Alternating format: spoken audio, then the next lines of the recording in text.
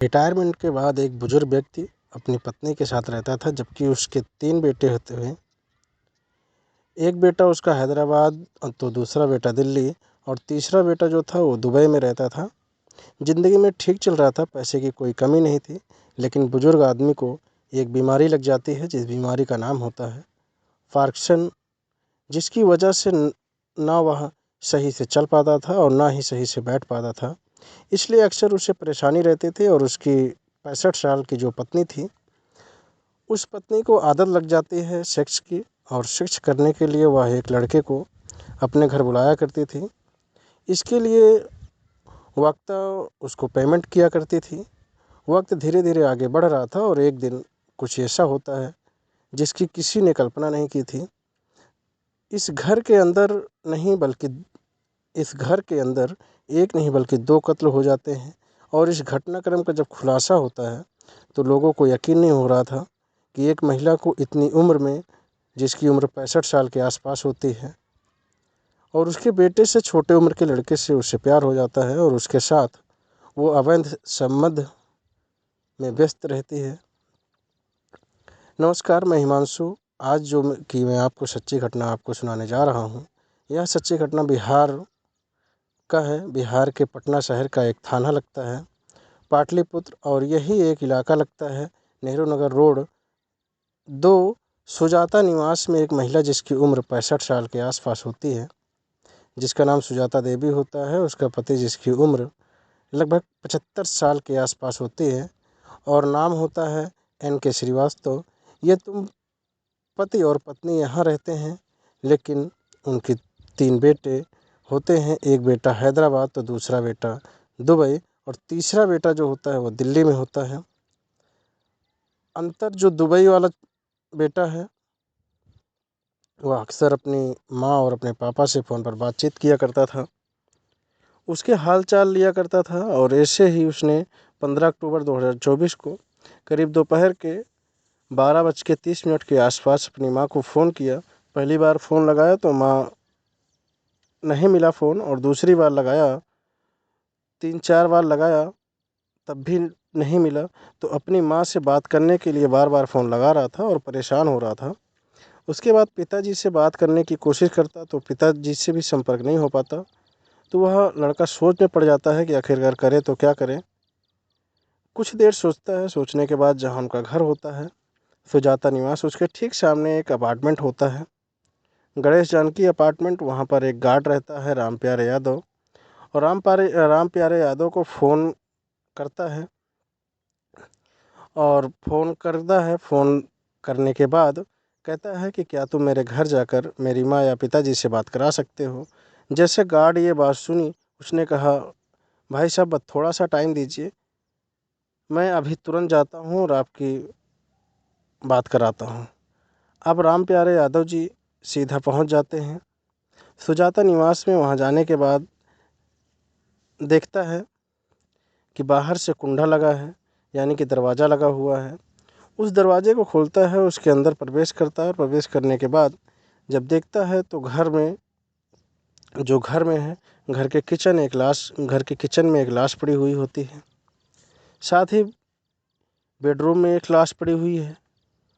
लड़का वह फ़ोन पर बातचीत कर रहा था, तुरंत ही वीडियो कॉल शुरू हो जाती है, और वह कहता है कि यहाँ पर तो इस तरह से लाश पड़ी हुई है, और वो ज़ोर से चीखने लगता है, यानी कि जो गार्ड है उसकी चीख निकल जाती है। उसकी चीख सुनने के बाद जो नीचे किराएदार रहते हैं वो भी आ जाते हैं, आसपास के लोग भी आ जाते हैं।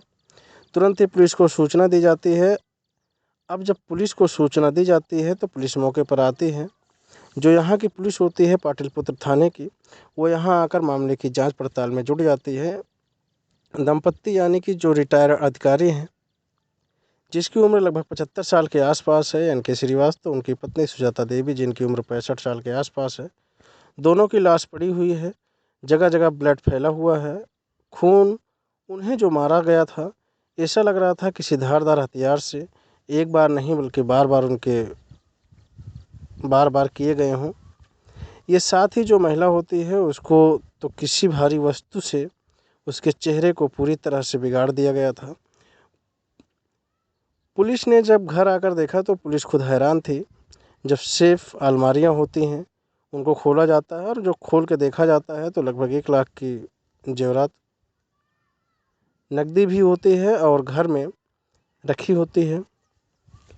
घर के हालात बहुत अच्छी खासी थी, कोई दिक्कत नहीं होती है, कोई परेशानी नहीं होती है। पुलिस यह सोचने पर मजबूर हो जाती है कि आखिरकार इनका कत्ल हुआ है तो क्यों हुआ है और किसने किया है। तीनों बेटों को खबर दी जाती है। दरअसल यह जो संपत्ति साहब मूल निवासी सिवान जिला लगता है, सिवान जिले का थाना लगता है नौतन, और नौतन का ही एक गांव लगता है पचलखी। पचलखी के रहने वाले होते हैं। उनके गांव के लोगों को भी सूचना दी जाती है। सब के सब लोग आते हैं, आसपास के लोग भी जांच पड़ताल की जाती है, पूछताछ की जाती है, लेकिन किसी ने कुछ देखा ही नहीं था। अब पुलिस ने आसपास के जो सीसीटीवी कैमरे थे उनको देखना शुरू कर देती है, लेकिन कहीं कोई सीसीटीवी कैमरा ऐसा मिला ही नहीं जिसके आधार पर ये कह सके कि आखिरकार कातिल कौन था, कत्ल क्यों हुआ। इनकी जो सीडीआर होती है उनको निकलवाया जाता है यह पड़ताल करने के लिए कि आखिरकार इनका किसी से कोई मामला तो नहीं है, कोई दुश्मनी तो नहीं है। जब जब बच्चे भी आते हैं तो बच्चों से पूछताछ की जाती है, लेकिन कोई भी पुलिस को ऐसा एंगल नहीं मिल रहा था। 15 अक्टूबर की सुबह के वक्त आसपास यह घटना हुई थी। दोपहर में पता चल ही जाता है कि पुलिस लगातार कोशिश कर रही थी। एसएसपी ने कई टीमें भी दी। फोरेंसिक टीम पर आकर एक एक चीज़ को उठाती है, देखती है कि कुछ सफलता मिल नहीं पाती है। आखिरकार पुलिस को एक व्यक्ति आता है, आकर कहता है कि लगभग 11 सेकंड की सीसीटीवी फुटेज है, हो सकता है कि आपको यहाँ से कुछ मदद मिल जाए। अगर मिल सके तो अब पुलिस ने जो 11 सेकंड की रिकॉर्डिंग देखी है तो उसमें पता चलता है कि एक व्यक्ति है जो कि इन्हीं के घर के तरफ से आ रहा है, बाइक पर बैठा हुआ है, और जो उसके कपड़े थे, कपड़े के तो पहचान हो रही थी, वो किस कलर के हैं, लेकिन वो कौन है इसकी पहचान नहीं हो रही थी। पुलिस के पास इसके अलावा कोई रास्ता नहीं था और यह बिल्कुल पूरी तरह से कह सकते हैं कि अंधा कत्ल था। ये जो डबल मर्डर है, डबल मर्डर का कातिल कौन है, पूरी शहर यानी पूरे पटना शहर इसी बात की जानने की फिराक में जुट जाता है कि रिश्तेदार उनके बेटे, जो तीनों बेटे होते हैं, दिल्ली वाला, हैदराबाद वाला और साथ ही दुबई वाला। अब इस मामले में पुलिस उस 11 सेकंड की रिकॉर्डिंग के आधार पर जो आसपास के जो मेन मुख्य रास्ते थे उन रास्तों पर लगे हुए सीसीटीवी कैमरों को देखा जाता है तो पता चलता है कि एक व्यक्ति जो बाइक पर निकलता है उसकी तो शर्ट की कलर था, उस शर्ट के कलर के हिसाब से बाइक सवार को पहचानने की कोशिश की जाती है तो पता चलता है कि उस बाइक सवार का नाम अमित कुमार उर्फ टिंकू, जो कि राजीव नगर के रोड नंबर 27 पर वो रहता है, और नेहरू नगर से उसकी पहुंचनी यानी कि किराना स्टोर का दुकान होता है। जब आसपास के लोगों ने कहा या तो अमित है उर्फ टिंकू है, तो पुलिस इसके पास जाती है क्योंकि अब एकमात्र प्राइम सस्पेंस था। पुलिस ने हालांकि कई लोगों को हिरासत में लिया था और वहां से कोई पुलिस को सफलता नहीं मिल पा रही थी। पुलिस इसमें पूछताछ करने लगती है और पुलिस ने अंधेरे में तीर चलाया, और अंधेरे में कुछ इस तरह से तीर चलाया कि हमारे पास तुम्हारी रिकॉर्डिंग है, हमने तुम्हारी रिकॉर्डिंग देखी है और तुमने हमें कुछ अहम सबूत लगे हैं। शुरुआत में वो इधर उधर की बातें बताने लगा, लेकिन पुलिस ने जब सख्ती से उससे पूछताछ की तो उसने चौंकाने वाली बात बताई। दरअसल वो कहता है कि मेरी अक्सर आंटी से बात होती थी। उस लड़के की जो उम्र होती है लगभग 31 साल के आसपास होती है, और आंटी की जो उम्र होती है लगभग 65 साल के आसपास होती है। आंटी के 3 बेटे होते हैं, तीनों बाहर रहते हैं, पति साथ रहता था, लेकिन पति को पार्किंसन नाम की बीमारी होती है जिसकी वजह से वो ठीक से चल नहीं पा रहा था, जिसकी वजह से वो अक्सर आराम ही करते रहते थे। अब इस लड़के को 15 अक्टूबर 2024 की सुबह लगभग 7:30 बजे के आसपास एक बुजुर्ग महिला ने फ़ोन किया कि तुम्हें घर आना है, तुमसे कुछ बात करनी है। जैसे इसके फ़ोन पर जैसे इसको फ़ोन पहुंचता है, ये फ़ोन पहली बार नहीं बल्कि अक्सर इसके पास फ़ोन पहुंच ही जाता है।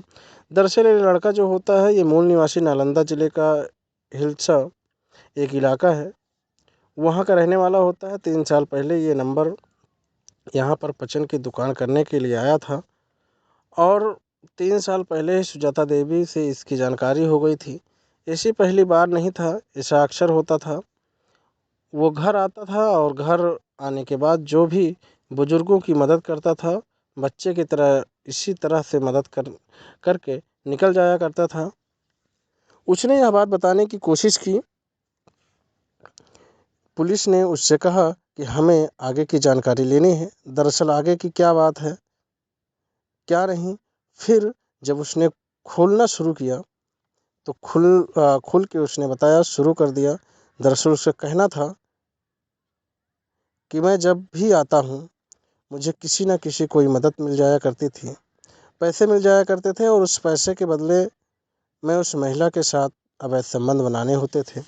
15 अक्टूबर 2024 को जब उस महिला ने बुलाया तो लगभग 10:30 बजे के आसपास घर के अंदर प्रवेश करता है और घर के अंदर प्रवेश करने के बाद उस महिला के साथ वो अवैध संबंध बना रहा था और घर के उस कमरे में से कुछ अजीब तरह की आवाज़ें आ रही थी और इन्हीं आवाज़ों को जो रिटायर्ड अधिकारी होता है उसने सुन लिया। उसने हिम्मत जुटाई, वो किसी तरकीब से खड़ा होता है और खड़ा होने के बाद वो दरवाजे की तरफ जाता है और झांक कर देख रहा था तो अपनी पत्नी को उस लड़के के साथ आपत्तिजनक स्थिति में देख लेता है। और इतना देखने के बाद जो पत्नी जितना ज़ोर से वो चीख सकता था, चिल्ला सकता था, उतनी ज़ोर से चीखता है, चिल्लाता है ताकि इस शोर को सुनने के बाद आसपास के लोग भी आ जाएं। मगर ये पहली बार नहीं था। पति और पत्नी किसी न किसी बात को लेकर अक्सर घर में झगड़ा करते रहते थे और उनके चीखने चिल्लाने की आवाज़ें अक्सर लोगों के पास तक पहुंच जाया करती थी। और क्योंकि रोज़ रोज़ के झगड़े होते थे तो इसलिए उन लोगों ने उस शोर को, उस चीख को किसी भी तरीके से गंभीरता से नहीं लिया जाता है और मामूली रूप में लिया। उस लड़के यानी कि अमित उर्फ टिंकू को लगता है कि अब कहीं ना कहीं यह बात खुल जाएगी, लोगों को पता चलेगी तो फिर बवाल हो जाएगा, इसलिए वो बहुत तेज़ी के साथ उठता है। उठने के बाद उस बुजुर्ग आदमी के पास जाता है और पकड़ता है। पकड़ने के बाद बेड पर पटक के मार देता है। जैसे बेड पर पटक के मारता है वहीं पास में एक तकिया रखा हुआ था। उस तकिए से उस बुजुर्ग आदमी का उसने जो सांसें थी उस उसको उसकी आवाज़ों को, उसकी चीख को रोकने की कोशिश करते ताकि चीखे ना। इससे पहले कि वो कुछ और कर पाता तो सुजाता देवी होती है जो उसकी पत्नी होती है, उस बुजुर्ग आदमी को उस रिटायर्ड अधिकारी की पत्नी होती है। वह रसोई में जाती है, रसोई से जाकर एक चाकू लाती है और चाकू लाने के बाद अपने ही पति के सीने में एक के बाद एक कई वार करती रहती है। जब तक कि वह उसके पति मर नहीं जाता है तब तक वह ऐसे ही वार करती रहती है। वार करने के बाद वह इस अपने दोस्त को, इसका दोस्त होता है अमित कुमार टिंकू, इससे कहती है कि जो रोज़ रोज़ की समस्या है वह पूरी तरह से ख़त्म हो चुकी है, तुम्हें परेशान होने की ज़रूरत नहीं है। कोई ना कोई रास्ता निकालते हैं और रास्ता निकल आएगा, सब कुछ ठीक हो जाएगा। इतना कहने के बाद उसके सीने में जो खंजर घोंपा गया था उसको बाहर निकालती है। बाहर निकालने के बाद सीधा रसोई में जाती है। रसोई में जाने के बाद उस खंजर को वो पानी से धो रही थी, साफ़ कर रही थी। उसके जो हाथ में, उन हाथों को भी धोने की कोशिश कर रही थी। चाकू बिल्कुल बराबर में रखा हुआ था। इसी बीच में अमित देख रहा था, उस औरत की हरकतों को देख रहा था कि किस तरह वो काम कर रही है। उसे लग ही नहीं रहा है कि कोई डर है या कोई खौफ हो तो वो डरने लगता है। उसे लगता है कि यह बात अगर बाहर वालों को पता चलेगी तो वो दिन दूर नहीं जब वो जेल जाएगा, इसलिए इस बूढ़ी औरत को भी मारना बेहद ज़रूरी था। जैसे उसने बूढ़ी औरत का मुंह दबाया, यानी कि वो चीख ना सके, चिल्ला ना सके, ताकि उस बूढ़ी औरत ने उसके हाथों में इतनी तेज़ी के साथ दांत काटा कि उसकी भी चीख निकल आती है। अब इस लड़के को बहुत ज़्यादा गुस्सा आ जाता है। उस लड़के ने चाकू उठाया और उस महिला का गला रेत दिया तो उस महिला भी उसके सिर से काटा उसके हाथों में खून निकल आता है और जब वो लगातार उस चाकू से वार कर रहा था तो इसी बीच में 1-2 बार खुद के भी लग जाते हैं और वो महिला ज़मीन पर गिर जाती है। वहीं एक भारी वस्तु पड़ी हुई थी, साथ ही कुछ ऐसे मसालों को कूटने वाली एक, जिसे मूसल टाइप कुछ बोलते हैं, वो भी पड़ा हुआ था। उस महिला को उसने इतना मारा गया, जब तक उस महिला के प्राण नहीं निकल जाते हैं तब वो मारता ही रहता है। इसके बाद जो महिला की लाश होती है, रसोई में पड़ी हुई थी, उस बुजुर्ग आदमी था, उसकी लाश पड़ी हुई थी बेडरूम में। सीधा उस महिला के पास फिर से जाता है। उसके हाथों से चूड़ियाँ पहनी हुई थी। उसने सोने की चूड़ियाँ, उसके पास से जितने भी ज्वेलरी उसके खुद ने पहनी हुई थी, उस ज्वेलरी को उतार देता है, लेकिन वो आसपास के कमरों में नहीं जाता है। तलाश करने की कोशिश तो करता है, तो वहाँ पर चांदी के बर्तन, साथ ही उनके पास एंड्रॉयड मोबाइल थे, वो भी काफ़ी महंगे मोबाइल थे। उनको भी लेता है। उनको लेने के बाद आराम से यहाँ से निकल जाता है। उसे लगता है कि शायद कभी पकड़ा नहीं जाएगा, इसलिए बाद सीधा पहुँच जाता है अपनी दुकान पर। दुकान खोलता है और शाम को यहाँ से जैसे रोज़ की तरह दुकान बंद करता है।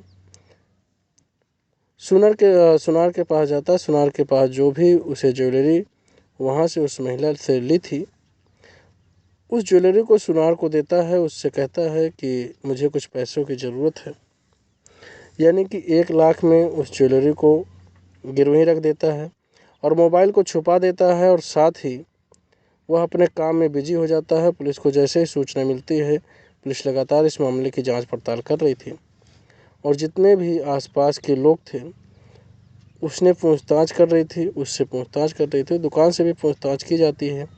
पुलिस को शक ही नहीं था कि आसपास के लोगों को बिल्कुल शक नहीं था कि इसके साथ कुछ ऐसा होगा, क्योंकि ये इस महिला से बातचीत करता था। वो लगातार 3 साल से चली आ रही थी। पुलिस ने जो सीडीआर निकलवाई तो इसमें कुछ असामान्य कुछ नहीं लग रहा था, सब कुछ सामान्य लग रहा था। लेकिन पुलिस ने जब अंधेरे में तीर चलाया तो पता चलता है कि अवैध संबंधों के चलते इस बुजुर्ग महिला की हत्या हो जाती है, इसके पति की हत्या हो जाती है।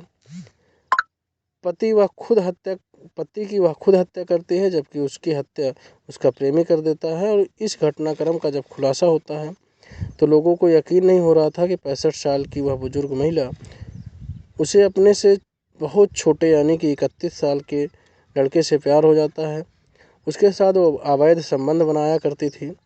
उन लड़कों को जब इस बात की जानकारी होती है, उस इलाके में जब यह जानकारी होती है, शहर में जब लोगों को पता चलता है, लोगों को यह यकीन नहीं हो रहा था कि एक बूढ़ी महिला आखिरकार ऐसा कदम कैसे उठा सकती है। बस जबकि वह उस लड़के को पैसे देती थी और पैसे देने के बाद अपनी इच्छाओं की पूर्ति किया करती थी। दोस्तों, इस पूरे घटनाक्रम को सुनाने का उद्देश्य किसी को परेशान करना नहीं है, ना ही किसी का दिल दुखाना है, बल्कि आपको जागरूक करना है और आपको सचेत करना है। आपको बताना है,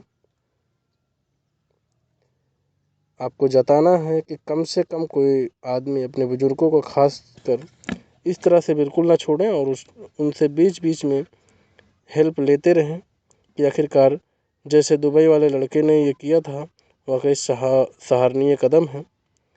जो कि अपने माता पिता से दोनों से बातचीत करता था। यदि वो कई दिनों तक बातचीत नहीं करता था तो इस घटनाक्रम का पता नहीं चलता।